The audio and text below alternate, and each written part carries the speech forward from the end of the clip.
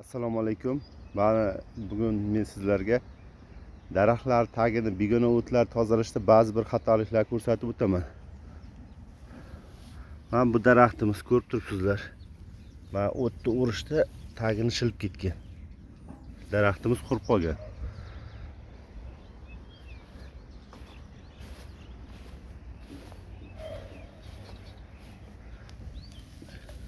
Mana bu daraxtimiz ham xuddi shunday, mana ko'rib turibsizlar. O't urgich aylantirib postini shilib ketgan. Bu daraxtimiz ham qurigan.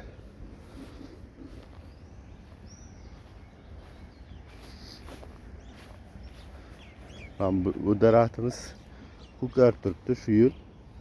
Mana buni ham aylantirib shilgan. Nima deysizlar, bu qurib qoladimi yo o'sib ketadimi?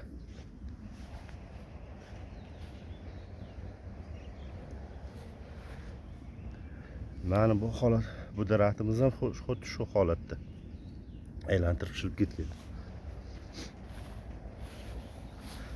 Mana bunisi ham xuddi shu. Minglab bunday holatlar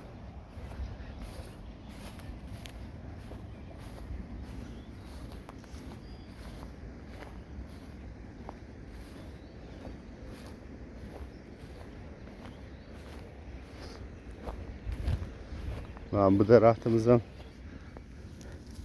shilib ketgan, mana ko'rib turibsiz, qurib qolgan. Buni o'tga yilishilgan.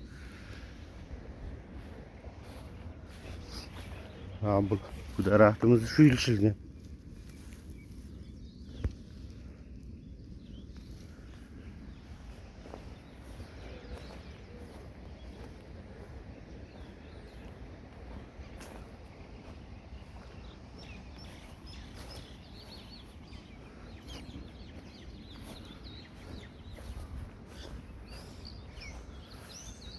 Bu daraxtimiz ham qurib qolgan.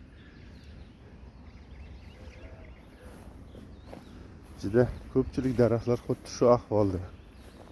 Buni nima qilsa bo'ladi?